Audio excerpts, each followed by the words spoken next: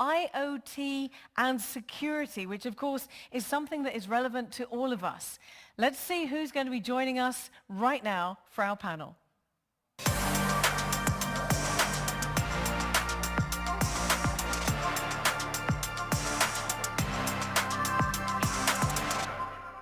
Fantastic. Thank you so much, ladies and gentlemen, for joining us. Thank you for being here with us today. I'm going to start off the discussion with David, who's the CTO at CyberSift, I should say. David, thank you for being here with us. I want to ask you first of all, and now this is a very key topic that we've been talking during the course of our panel discussions and presentations today, and also discussing outside of the discussions that you're seeing. Security is such a big issue. How do we adequately monitor, log, and deal with the sheer volume of logs and data generated by the IoT network before then we deal with the security of that? So how do you monitor that? So basically, I think that there's a lot of lessons to be learned from the big data world. Their platforms and their tooling and their methodologies are all geared towards the volume of data that we see in IoT logs. So when we are dealing with security issues, it's important to choose those platforms and those tools which can adhere to big data principles, being able to scale horizontally rather than vertically, so you can just spin up instances to deal with spikes of data, things like that. Having algorithms that are able to split the data set and then merge it so that the data set can be processed in parallel rather than sequentially. This all happens before you even start dealing with parsing and checking those logs for any security incidents. So it's important that we draw parallels and we learn all the lessons that big data and data scientists already have flagged, and already documented very, very well. Okay. We've been talking about a lot of logs and data that's created by the IoT network. Now, bearing in mind how much data there is and how important that data is, how do you detect anomalies within that data that might indicate that there's been a security incident? Because of course that's what we all worry about. That's right. I always like to tell my customers and others the same phrase, that basically an anomaly is not necessarily malicious. So the first thing you have to do is, as you said, actually figure out that there is an anomaly. So writing rules will get you far enough, and that's something that traditional security vendors already do very well. Where things are exciting is obviously applying artificial intelligence to detect those anomalies, so to come up with a baseline. If I refer to high school maths, taking an average and then seeing something which deviates very far away from an average, so a sensor in IoT, for example, taking the temperature, if all of a sudden you see a big deviation from an average, that's a very simple check. The problem with that we see in the market right now as well is that it generates a lot of false positives. So an anomaly, which from the point of view of the algorithm is really an anomaly, a very big deviation from the average. However, it's not necessarily malicious. That, I think, is an ongoing area of research and an ongoing area of concern. We don't want customers or our own analysts to suffer from alert fatigue, too many alerts coming in, which really are anomalies, but they're not necessarily malicious. That, I think, is an area which, as an industry, we really need to address, because it will end up being a problem, especially the more artificial intelligence comes in monitoring these IoT networks for any security incidents. You're talking about all these different terms, and you're talking about anomalies, and you're talking about these security incidents and so on. I just wanted to ask you, David, just to break it down a little bit more for those who aren't within the industry. You talked about anomalies. And you talked about the fact that it might not necessarily be a security attack. What would create an anomaly within that data framework? What's going on there? So, for example, if we take it from a security point of view, of a rule-based check would be would also flag anomalies, but it would have a very rigid set of constraints. So let's say you had, and I'm going to pick on a specific example since this had hit the news. Let's say that you have an IoT system that monitors your aquariums. And you know that only David should log in to that particular system, then it's very easy for you to write a rule which says, listen, if someone logs in who isn't David, it's an anomaly. Now get an alert that says, wow, I have an anomaly. Joe Blogs logged in. It could be that Joe Blogs has legitimate reason to log in. Maybe he's a technician. The aquarium is leaking, and he had to log in to figure out what was going on. So it's anomalous, malicious. However, and this is a real scenario that had happened. It's possible in Las Vegas. Some attackers managed to penetrate a casino network by pivoting, by logging in to an aquarium IoT controller. Then rules would probably have flagged like that, listen, user Jane has logged in, and the analyst needs to have the presence of mind and needs enough context to say, listen, Jane should never log in, and why is Jane logging into to the rest of my network from an aquarium controller? So the rules will get you so far. However, the rule writer, the person who is writing these rules, actually needs to have situations before. So it leaves a bit of a blind spot. You might not think of a certain situation beforehand, which is where AI comes in. AI tends to be really verbose. Anything that doesn't fall within its learned set of parameters starts getting flagged. So there is a bit of a compromise between the two different systems. AI Scenario. Does IoT springboard attacks onto a network? Has it created more access for attacks than were previously there? I would say immensely so. I think it's going to be the major problem that we're going to see as IoT gets rolled out. Everyone from the government down to aquarium hobbyists recognize IoT, being able to automate everything. And that as we start going into things like climate change, environmental monitoring, IoT is going to become even more pervasive. A personal example, my daughter suffers from a very mild case of asthma, so I need to monitor humidity in my apartment. So all of a sudden, connected to my network, sending messages to my phone is this little sensor from China, but I have no idea what's running on that little sensor, which is attached to my network. I work from home, from where I actually run security sensitive things.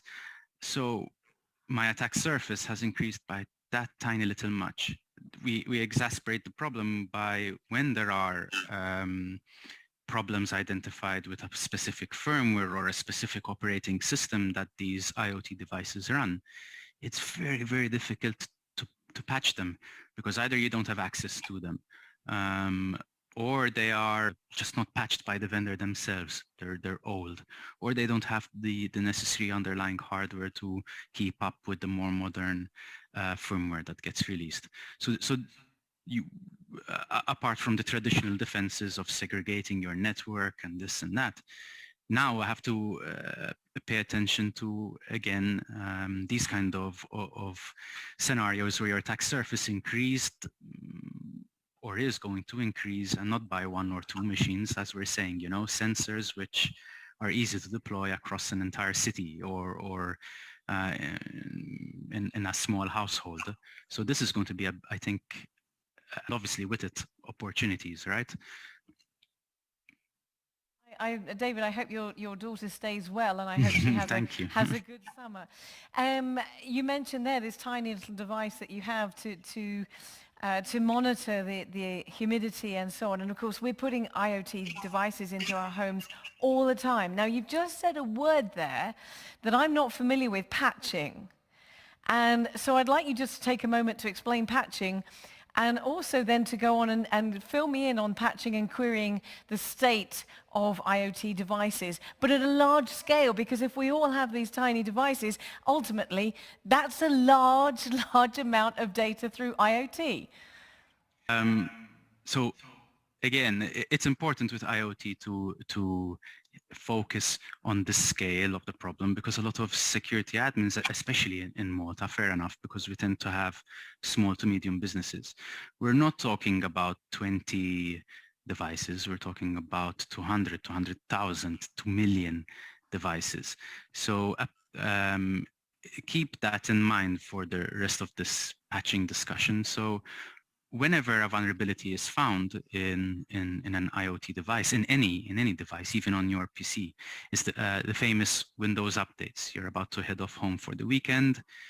You're going to shut down your Windows PC, and then you get the dreaded Windows is updating. Please wait, and you're another 3 hours, if not the entire weekend. Your PC in the background is downloading patches from Microsoft, known problems that have been flagged to Microsoft, and Microsoft was kind enough to issue a fix.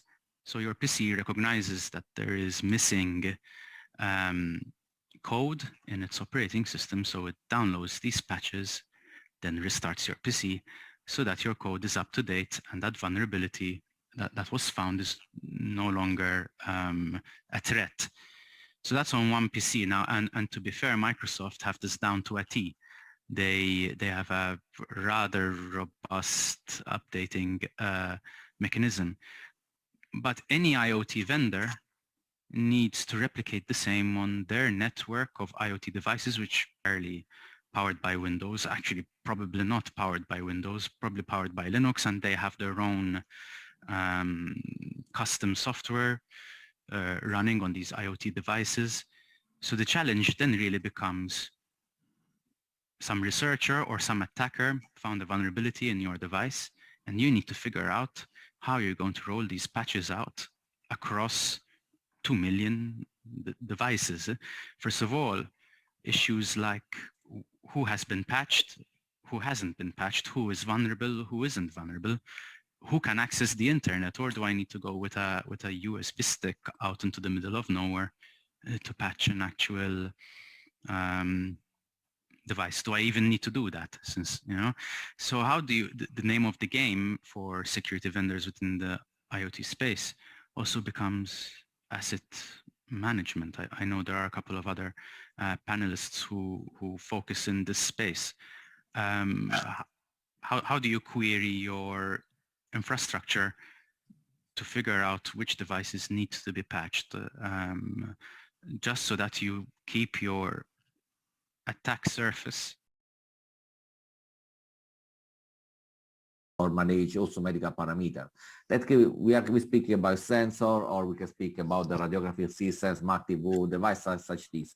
Important is that this kind of device are not designed and so to be internet and securized. They are designed and built to do a specific work. Let me say, an IP camera and Smart TV is very simple from an operating system point of view, from a network point of view. And so, unfortunately, this trend is creating new security, as many organizations lack the ability to monitor and security this kind of device. For example, in the previous speech, David speak about anomalies. And so if you speak about security, so we can say that every anomaly is not a malware, but a malware, so a bad behavior, consists of some anomalous behavior, and so it's important. It's important to understand.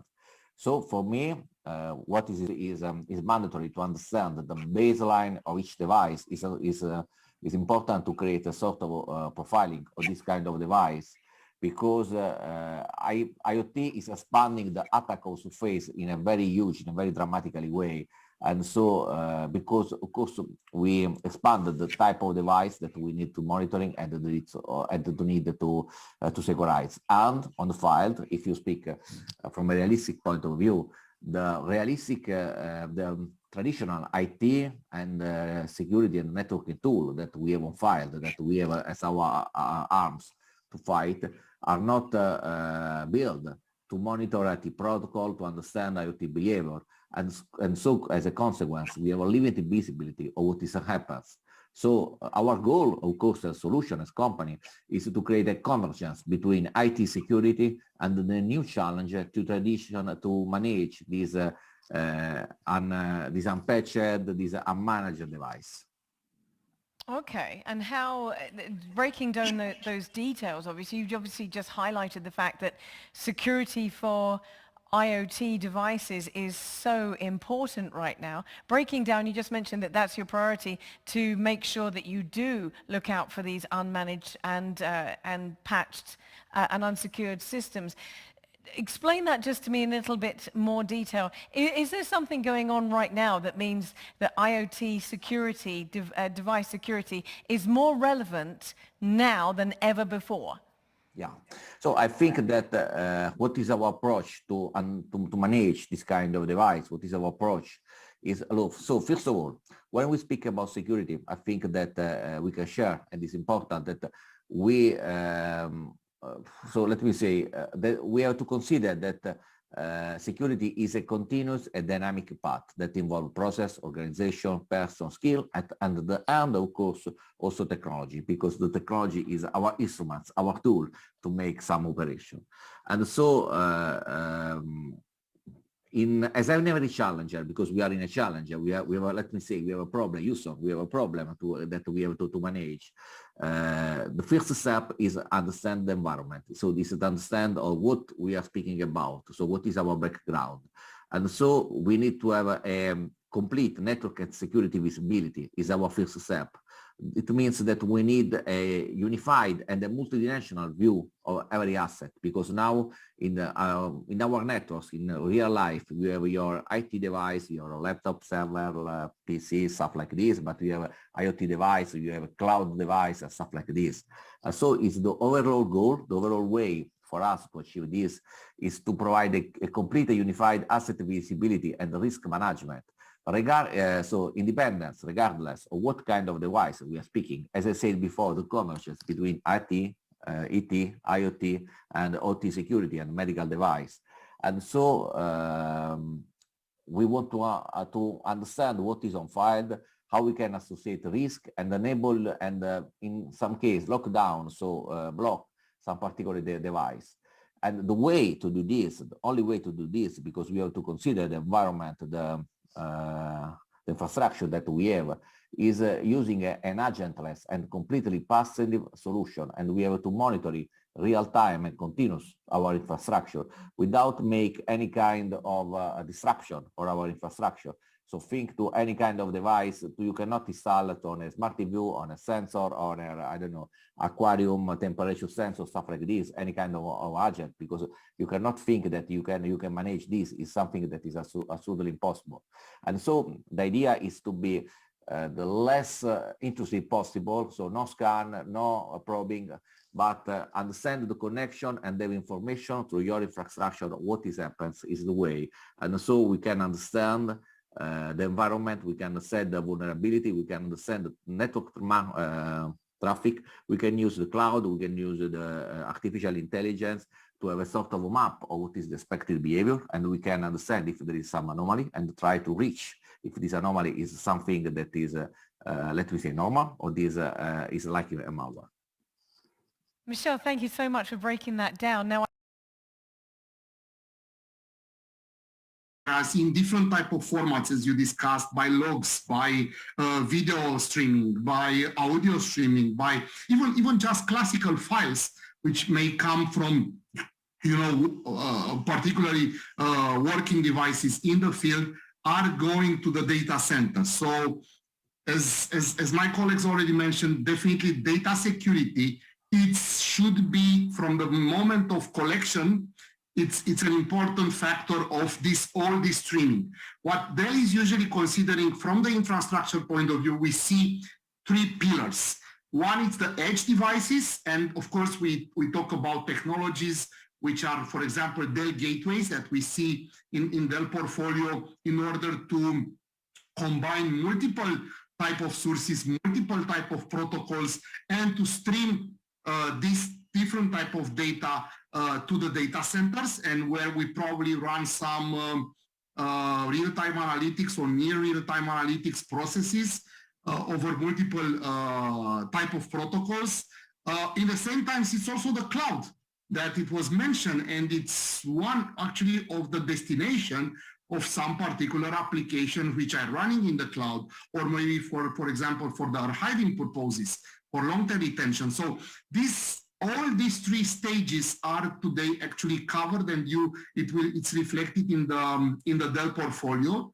Again, from the security point of view, indeed, on each of these stages, we should apply. We have the policies in place, either from the application point of view, but also from the device, from the processes point of view, to consider an anomaly which was mentioned by David, or a potential cybersecurity attack. Of course, we are not talking about here like the classical antivirus, anti-malware, because what ransomware and what this kind of scripting attack showed us in the last couple of years, that it's not about the signature, it's not about how to interact directly and to destroy something from the customer side, but to get advantage, to steal maybe some of the data. That's why everybody's talking about the ransomware type of attacks.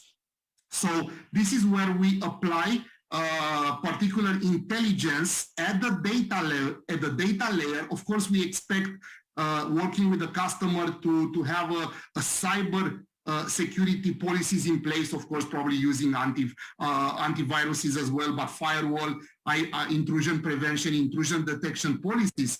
The idea is that none of these devices would give you 100% credibility of assurance of the cybersecurity space, which means I need to have an engine in place at the storage level, in the compute level, working with Intel, you're working with AMD or other manufacturers, to adjust and to control, to analyze in real time how this data which we collect and we ingest, and then we digest, actually we do this analytics on top.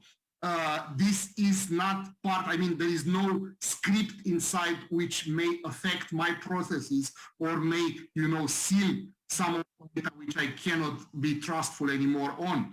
So, for example, if this kind of anomaly, which is detected by an artificial intelligence process, would occur, then I can probably even react very fast in order to shut down a data source, or to shut down a protocol for a while, in order to understand in a second step, okay, if this is really a real threat, or I can, just a false positive, which maybe sometimes can occur in this type of anomalies. So the security process, it is also at the infrastructure level, and especially when we talk about unstructured data, and we see there are, as far as I remember, there are more than 100 security vectors, statistical vectors that we follow through this process. And I'm not talking about viruses or malware or Trojan type of, classical IT attacks. I'm talking about how to understand the way the data is ingested from over this, we have FTP, we have SMB, we have NFS, we have now S3, actually, object storage applications, which are controlling and checking at the protocol level how this data is coming into the data center, because in the data center, it's, you know, it's the creme of la creme, usually is the heart of the industry, of the particular customer or entity who is actually managing the data. So even like in the case with in Vegas with the cyber threat with Cyber Vault, we did discuss a lot about disaster recovery, you know, over the years. What is the critical data in order to be protected in case of some flooding, some, you know, earthquake, or even human mistakes or human error. But what if I have a security breach? What if I notice this, unfortunately, after it happens? Of course, I take measurements. I immediately, maybe, as I said, we shut down some access of some users, or we shut down some protocols, or whatever. We harden the devices. But this is in the production. So sometimes I need to even shut down the whole production system to understand immediately what's happening, and to, you know, to clean, you know, everything which is in my infrastructure. But the business should run.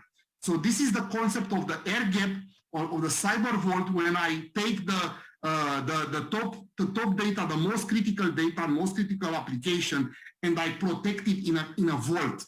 And there are, of course, security policies on top, which comes with this architecture. It's not actually to invest more, but to have the last resort.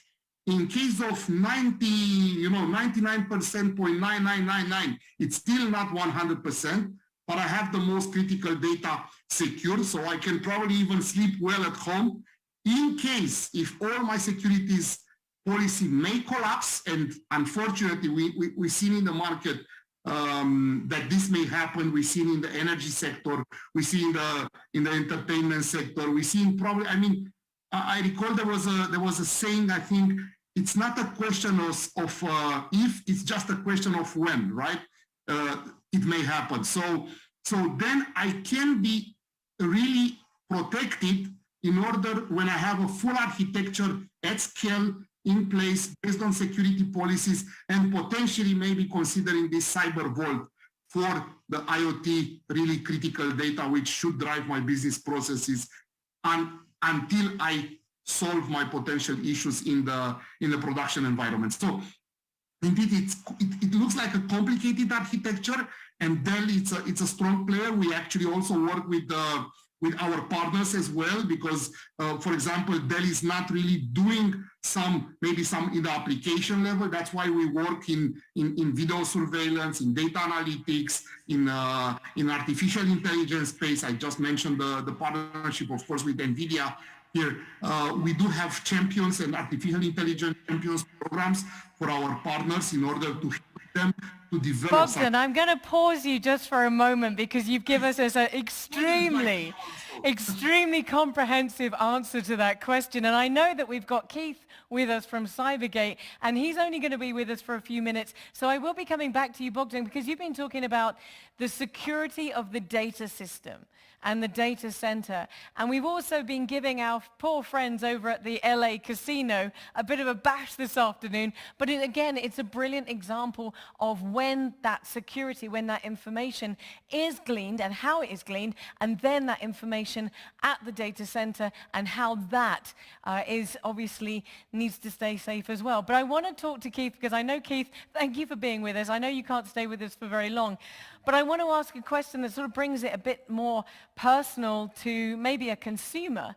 How do you go about resolving the vulnerabilities of an IoT device? Because we've talked about the data center, we've talked about patching, we've talked about these little bits and pieces that we put into our homes. These IoT devices, how do we resolve the vulnerability of those?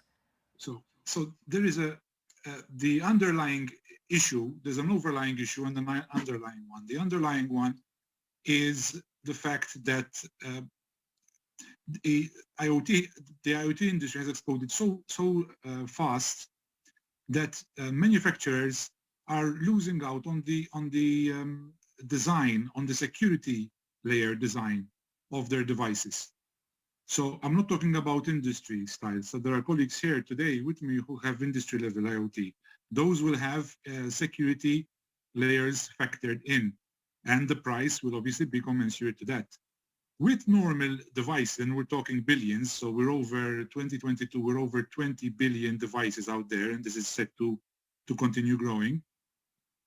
There is a gap in awareness. So people, even in industry, we do cybersecurity training for corporate companies.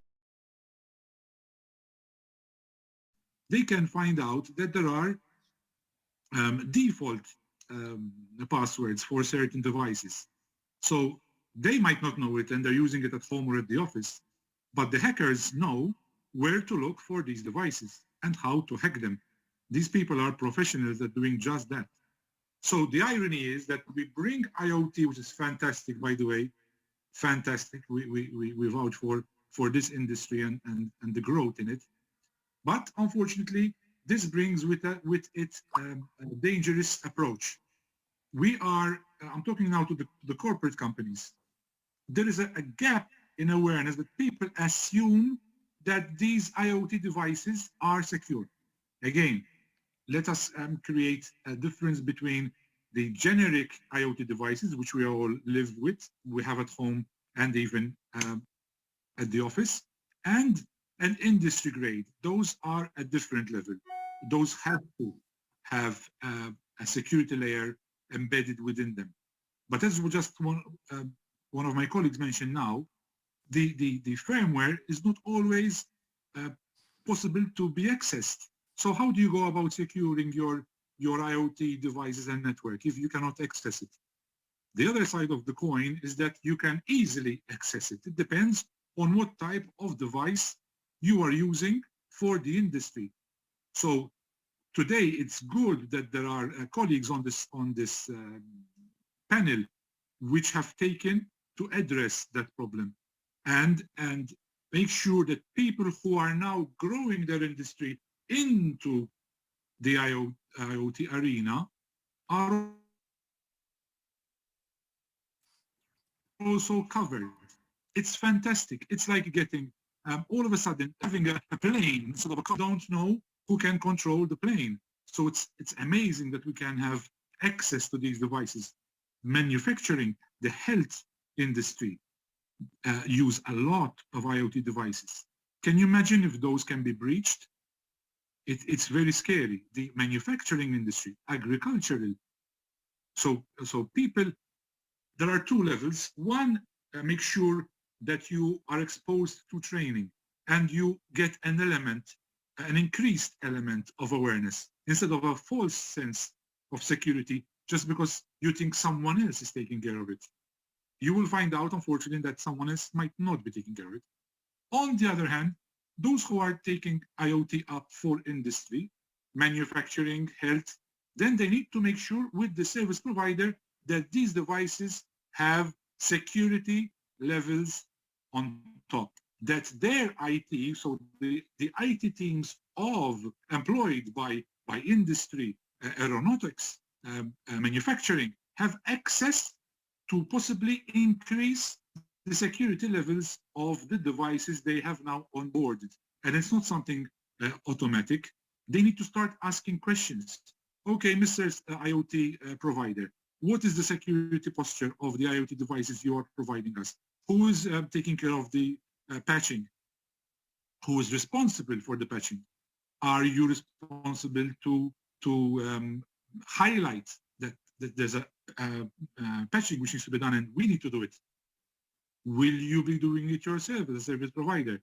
Will I have a maintenance agreement with you as a service provider? Or do you just sell to me the IoT device and then it's up to me to add security layers over that? These are all fantastic tools, but unfortunately, they are being compromised by hackers. The hackers are out there to make money, and they will make money through the aquarium of a casino, or also to taking control of the network of a company.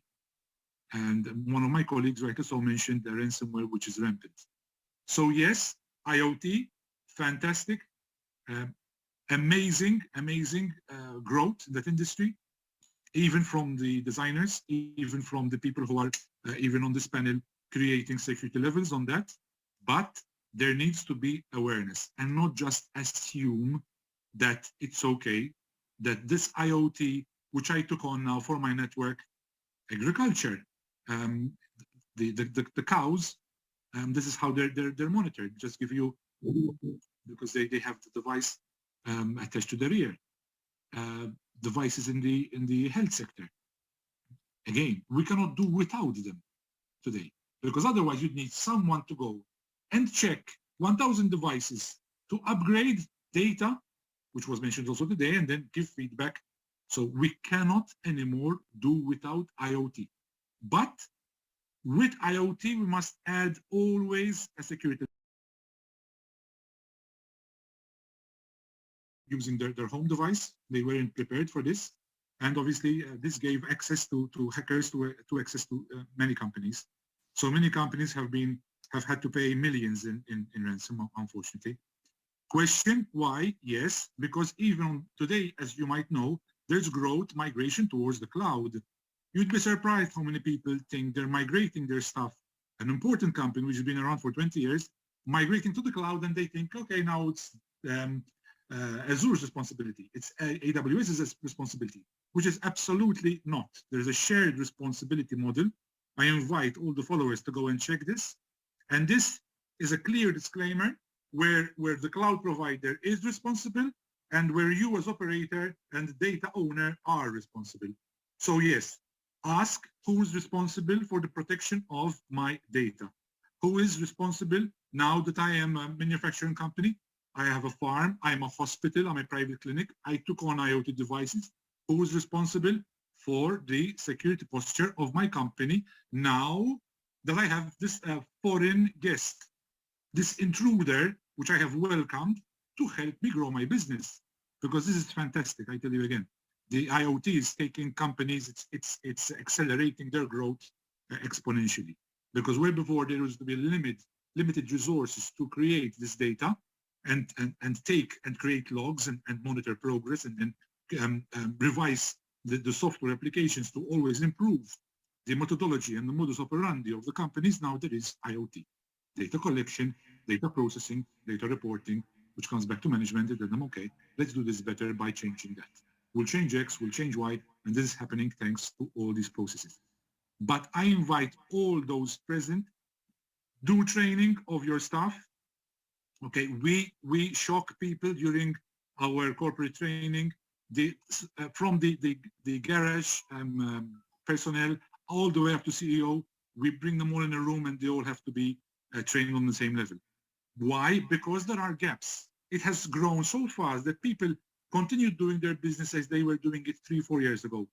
But the norm, as we say in training, is not the norm anymore. We cannot afford to say it's okay because it was okay 4 years ago. It's okay now I have IoT devices helping me with my industry. Someone definitely must be taking care of the security level of that. Okay, ask. And then if not, then you rope in the specialized companies like my colleagues who are here today to help you with securing those IoT devices, or at least check how exposed are you now. You had a fantastic security. Just explaining all of that, I think you made it very, very clear about what we need to do. And of course, staying away from cows looks like that's a good solution as well. Keith, thank you very much. I know you have to leave us. I've got one last question for the other gentlemen, but thank you for being with us and safe travels to you. Coming back, as I mentioned, to David and Bogdan and Michelle, just one last question that's come in from a viewer. And I'd like you just to give me one sentence to answer this question before we wrap up. And the question is, the EU Cybersecurity Act introduces an EU-wide cybersecurity certification framework for ICT products, services, and processes. What impact will this act have on IoTs? To you, David, just a very brief answer, please.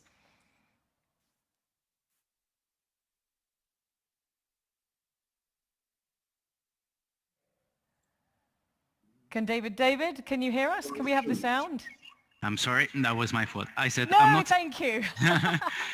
I said I'm not intimately familiar with that piece of legislation. However, what it definitely will impact is that you need to keep your IoT logs or alerts or whatever it is that you do, that you collect, for a prescribed period of time.